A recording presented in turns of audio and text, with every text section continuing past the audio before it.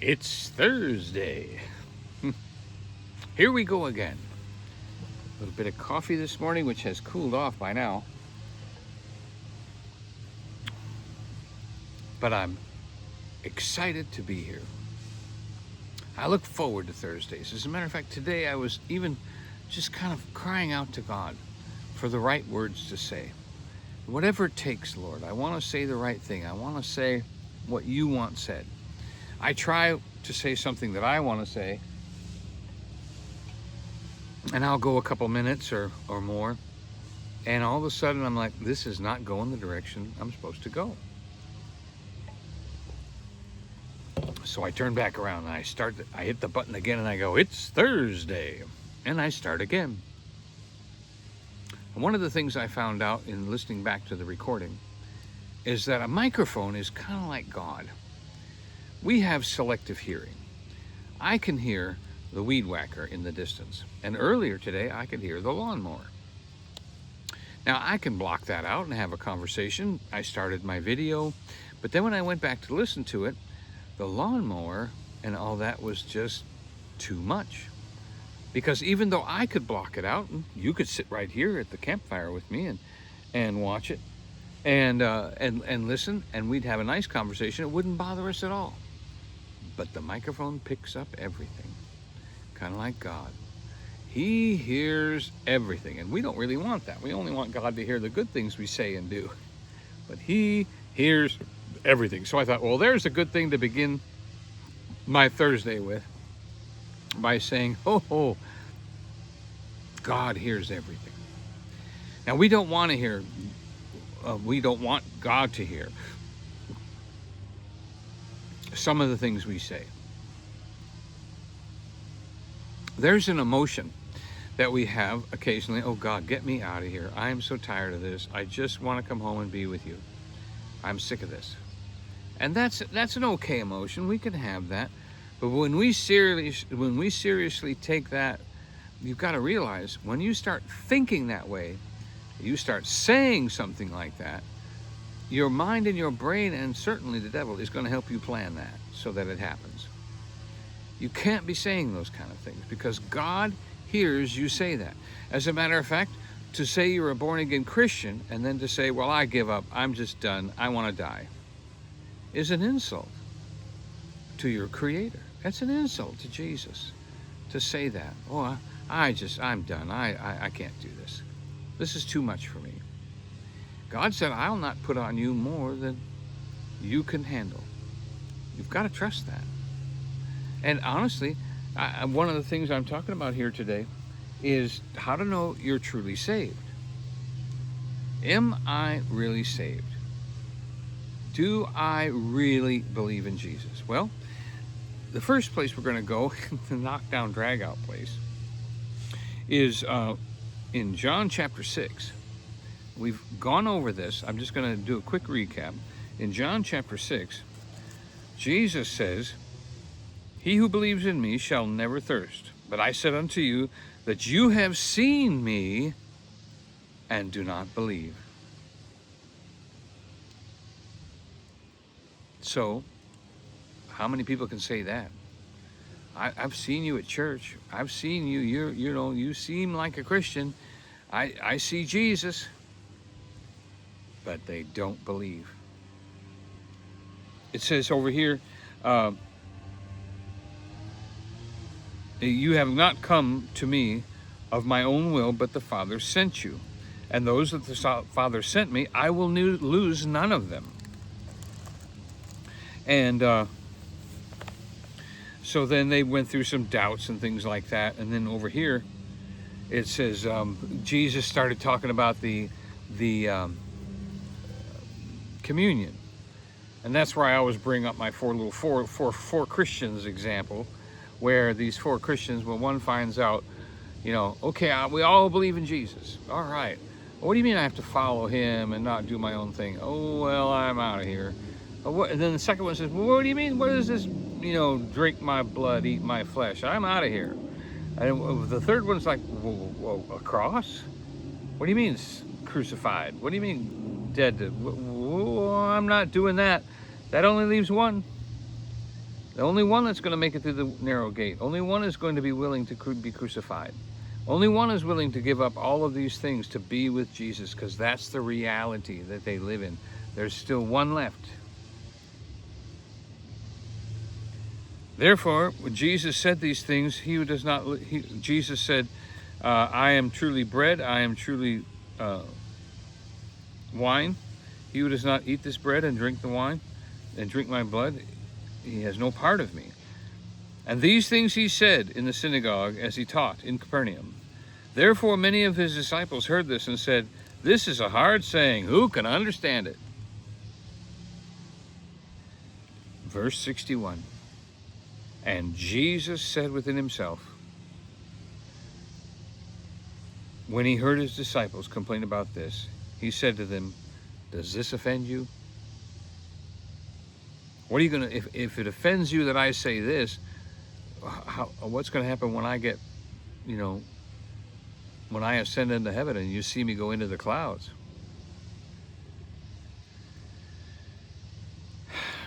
And in verse 64, Jesus said, for Jesus knew from the beginning who they were that did not believe, and even who would betray him. Jesus knew from the beginning who would not believe. Back to verse 36. But I say unto you that you have seen me, and yet do not believe. I'm even concerned about some of the sinners' prayers that are out there. Just believe in Jesus Christ as your personal Lord and Savior, and you'll be saved. Because the Bible does say, whosoever shall call upon the name of the Lord shall be saved. But the context of that verse goes with Romans 10:9-10, which says, he who believes in his heart and says with his mouth. That's two things. The believe in the heart part is what Jesus is talking about here. Oh, you can say it with your mouth. I went to church. I went here. I went there. I've been a good Christian. But did you believe in your heart? Did you believe in your heart? God raised him from the dead, and he's coming back. For it says here, Jesus said, everyone who sees the Son of God, this is verse 40, everyone who sees the Son of God and believes in him will have everlasting life. I'm going to go Colossians chapter 2.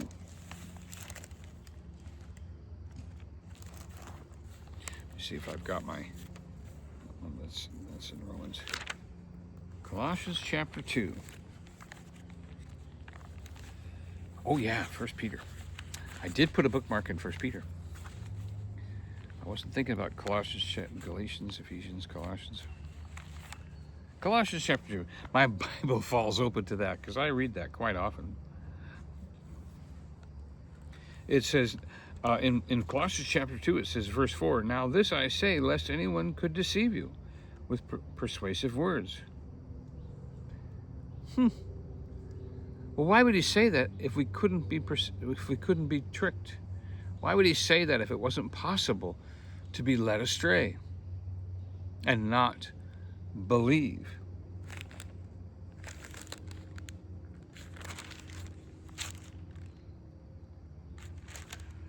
Let's see. Therefore, in verse 20, if you died with Christ from the basic principles of this world, why are you living under the world's regulations? And then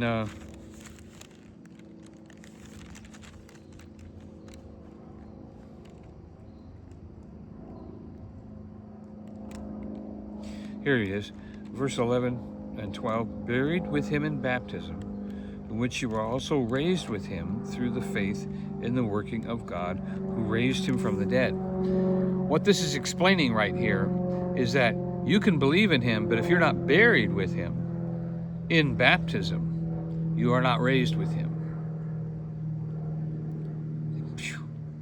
It's possible to miss out. It's possible to miss out on what God is doing. You can see him and not believe. So how do I know I believe? No, I believe. How do you know you're not faking yourself out? How do you know that? Well, first of all, some of the words out of your mouth. If you say the same things that the the Pharisees say, the Pharisees said, "Come down off that cross, and we'll believe that you're the Son of God. If you're the Son of God." If you were to say something to Jesus like, "Oh, well, if you heal me, then I'll believe in you." Well, that's not how it works. That's what the Pharisees said. Well, if you come down off the cross, we'll believe you. So that's one thing that'll tell you whether or not you're truly saved. If you say something like, "Oh, I just want to die. I just want to kill myself," you've got to ask yourself, am I truly saved? I believe me, even in these past weeks, since I've been studying this and looking up to this, I asked God the same thing. I have a thought cross my mind. And I'm like, oh my goodness, a saved, born again man doesn't have a thought like that. Where did this thought come from? So I know it's not me, but maybe it's from my past, something I experienced in my past a long time ago, trying to rear itself up, trying to show itself true. One of the things that you can also do is see if your flesh is trying to get attention. It says you're crucified with Christ. You don't pay attention to your flesh. You're not worried about all those things. So if you are, if your flesh is always like, "Oh, I'm here. Look how pretty I am. Look at what I'm wearing, or the lack of what I'm wearing. Look at, I have Christians that I know love the Lord. They do things for Jesus, and yet they dress in a way that says the flesh is still there. The flesh is still in charge. The flesh is still wanting attention. I want you to see this part of me. I want you to see this I do." And it can be, and think of it this way. Little kids want their parents to come to the track meet, want their parents to come to the game so they can see them play. Okay? They want to see them perform and to see the performance. Now turn that into a Christianity mentality. As a Christian, you are not ruled by your flesh. Your flesh does not want attention because it does, but you don't want it to have attention because it's flesh. It's going nowhere. It's going to dust. So the same thing is happening when your flesh is coming up and trying to be noticed, wanting something. It happens to me. It happens to everybody. Where all of a sudden there's something. I said something to Joy the other day. Boy, I could tell right when I said it. That was my flesh. That was my flesh. And one of the things that also was really great about my birthday weekend is that there was no limit to what I could eat. I went to 2 buffets and a restaurant over my birthday weekend. And I stuffed myself every single time. And at the end of the 3rd day, when my flesh had finally said, "I've had enough.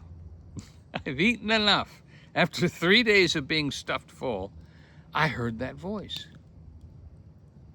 I heard the voice of my flesh saying, "I've eaten enough. I have no desire for more." And of course, that only lasted till the next day. The next day it was time for lunch. But it was different. It was like I had met something that told me, this is the flesh. It's like, it had enough. And I never really heard that before. That's a little side shot. And then, of course, we're going to go into, well, how is it that you get this way? How is it that you can say something about Jesus, get born again, get saved, and yet it says, wait a minute, be careful, you can be deceived? Well, in 1 Timothy, the first example is Hymenaeus and Alexander. Paul says, "Now concerning Hymenaeus and Alexander, they have rejected their conscience, a good conscience.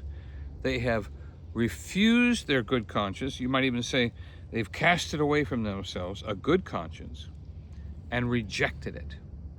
Now, once they rejected this good conscience. Now, what's a good conscience? Good conscience is a conscience that knows right from wrong. Okay, it's doing the right thing. And then all of a sudden, you start changing and you're not doing the right thing anymore. You start to compromise. You start to pull away.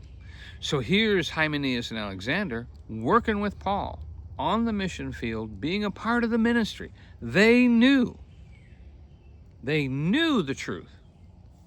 They saw Jesus. They know. And yet, by refusing a good conscience, by not doing what they know was right. Not right to do that, but I'm going to do it anyway. Was that old cartoon? If I doed it, I get a pankin'. I doed it. You know, it's like they knew, and yet they went against their own conscience.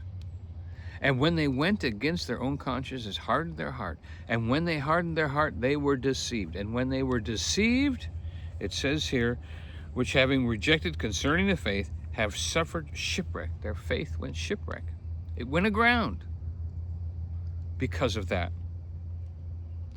Hymenaeus and Alexander, whom I have delivered unto Satan, that they may learn not to blaspheme. Now, also in the another version,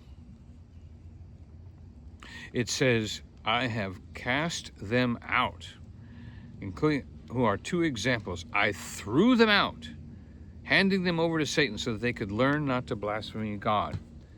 Threw them out. You know, you can't cast out something that isn't in. They were in the ministry. They were with Paul. They knew Jesus. They knew the whole system. And yet they get cast out. Don't think it's not possible.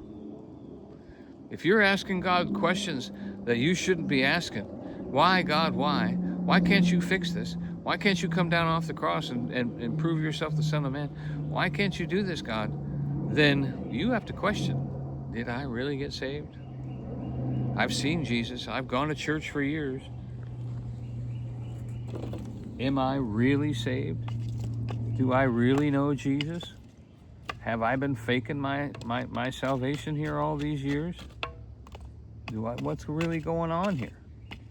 You know, you may not know what's going on. You may be just saying, well, how did I end up here? Boy, God doesn't answer my prayers, and I'm so frustrated, and I'm so angry, and I'm not getting healed, and God's not hearing my prayers, and everything's going on. You don't realize that months or years before this, you lost your good conscience. You shipwrecked your faith because you did things you knew were wrong, and you did them anyway. And that might have been small. You know, it can be even unforgiveness. It can be bitterness. Knowing you're supposed to forgive a person and you refuse will start you down this path of losing your salvation, losing the peace. Now, of course, here, it doesn't say cast them into hell. It says learn not to blaspheme. So once they've learned, can they come back? Doesn't say he cast them to hell or cast them into the outer darkness. That doesn't happen until the ark, when they shut the door. In that would be John. No. Yeah, Luke. Luke 13. In Luke 13, it says very interesting words from Jesus that we have to realize is our responsibility. Listen to this. Jesus said to them, strive to get through the narrow gate. For many, I say to you, will seek to enter, but they will not be able. That's scary. That means they know Jesus. That means they know about this gate, but they are unable to enter. Could it be unforgiveness? I don't know why. I mean, I always thought, well, once you found the narrow gate, you got through. But he's saying right here, strive to enter this narrow gate, for many, I say unto you, will seek to enter and will not be able. And he goes on to say, once the master of the house has risen up and shut the door, you begin to stand outside. So you weren't standing out there before. You were having a good time, doing your own thing, thinking, oh yeah, I got this. You know, just think of the people around the Noah's Ark. You know, yeah, that's an ark. Yeah, his rain, whatever rain is. A flood, never heard of what's a flood. Maybe they know what a flood was, but they don't know what rain is. Don't worry about it. You know, so they saw the ark. These people see Jesus. And yet, when the door is shut, they begin to knock and say, Lord, Lord, open unto us. And he will answer to you and say, I do not know you, or where you're from. Then you will begin to say, we ate and drank in your presence. We taught in your street. You taught in our streets. And he will say, I do not know you. Depart from me, you workers of iniquities. And then there will be weeping and gnashing of teeth. Let me give you an example of weeping and gnashing of teeth. Let's go back 10 years to gold, 10 years to silver, 10 years to Tesla, 10 years to Bitcoin. And we look back at that, I'm weeping and gnashing my teeth. Why didn't I buy Bitcoin? Why didn't I buy gold? Why didn't I take money and do this? Because, I mean, I did buy a little 10-ounce thing of silver for $350. Now it's worth $800. Well, why didn't I buy 1,000 ounces or 10,000 ounces? You know, borrow money. You know, if we knew it was going to double, why wouldn't we do that? You know, so that's my weeping and gnashing of teeth. Not buying and being a part of all that. And I even said, God, why didn't you tell me about Tesla? Why didn't you tell me about this? You know, and I have to go, yes, he did. I could see, I could have prayed, I could have understood, I could have asked more questions, I could have studied it out, but I didn't. I did exactly what these did. And once the master has shut the house and risen up and shut the door, then you begin to stand outside and knock. Like after gold went up, after all these stuff, after Bitcoin went up, then I'm like, oh, I need to buy Bitcoin. That's too late, don't have the money. You know, it went from you could buy 10 Bitcoins for $3,000 to you couldn't even buy one for $3,000. And now it's up in the 70s and 80s for one coin. Oh, I don't know about all that stuff. Oh, I don't know how to invest in that. I don't know how to do all that stuff. What do you mean a Bitcoin? What's a Bitcoin?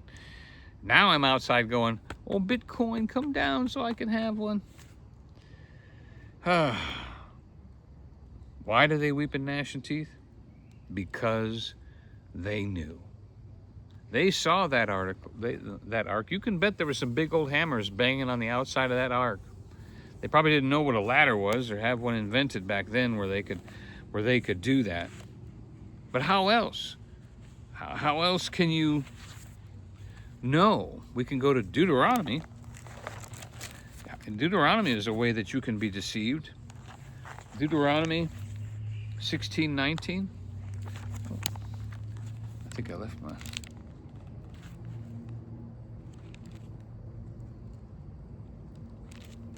Yep, I moved my big... Deuteronomy 16:19. Where are we? 18. You shall appoint judges and officers in your gates, which the Lord has given you, according to your tribes, and they shall judge the poor and the just with just judgment. And you shall not pervert justice. You shall not show partiality, nor take a bribe, for a bribe blinds the eyes of the wise and twists the words of the righteous. Taking a bribe. Have you taken a bribe? Has somebody paid you to do something that you knew was wrong, shouldn't have done? It's possible. Maybe you didn't even know you were doing it.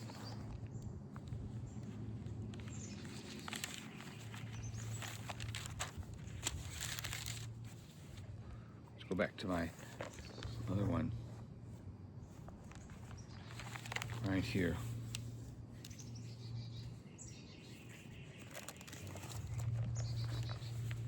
For Jesus knew in himself who would betray him and who from the beginning did not believe. He's got 500 disciples. From the beginning, he knew who did not believe. And they were with Jesus. Now, think about this. Thomas. Don't think this is just an average thing. What about Thomas? Doubting Thomas. He did 3 years, or most of the 3, some of the 3 years of Jesus' ministry, seeing the miracles, watching what was going on, feeding the 5,000, all of these things. He saw Jesus and did not believe. So how hard do you think it is for us when Jesus isn't even here on the earth to set an example? You could even say this is one of the reasons why Jesus left, died on the cross, went back to the Father, because even his example here on earth didn't work. All right. So we're going to go to John 20. Now this is after Christ has been crucified. And he comes to them and says, "Peace be with you," he says so. In verse 20, as he spoke, he showed them the wounds in his hands and his side, and they were filled with joy when they saw the Lord. And he said unto them, "Peace be with you. As the Father has sent me, so I am sending you." And he breathed on them and said, "Receive ye the Holy Spirit. If you forgive anyone's sins, they are forgiven. If you do not forgive them, they are not forgiven." Now, Thomas wasn't there. One of the 12 disciples was not with the others when Jesus came, and they told him about it. "We have seen the Lord," they said. But he replied, "I won't believe unless I see the nail wounds in his hands, and I put my fingers into them and place my hand in his side." All right? So 8 days later, Jesus does show up and says, "Peace be with you." Then he said to Thomas, "Put your fingers in the side," exactly what he requested, "and your hand in my side. Don't be faithless any longer and believe." And then Thomas said, "My Lord and my God." And Jesus said to him, "You believe because you have seen me? Blessed are those who believe without seeing me."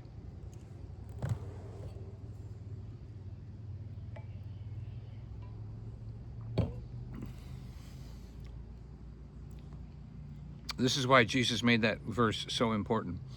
Those who have seen me and not believed. Well, we've never seen him, so our only choice is to believe.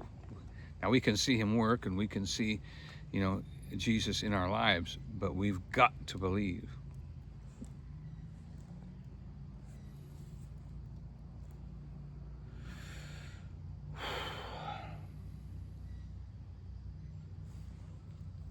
So let's wrap it up.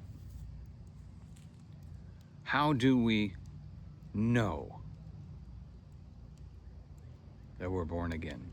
How do we know?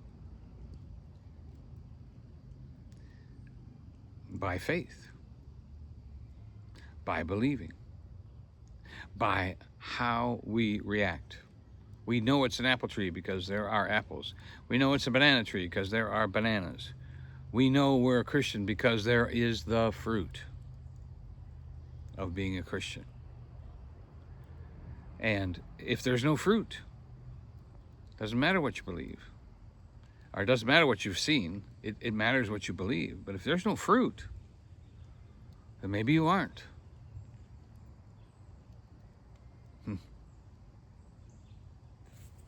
Anyway, thank you for being with me this week.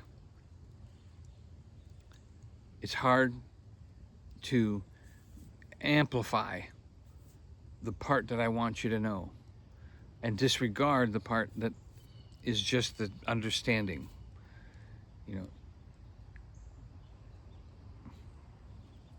Look at yourself. Look at the things you say. That's how you know. I love you. We'll make it easier next week.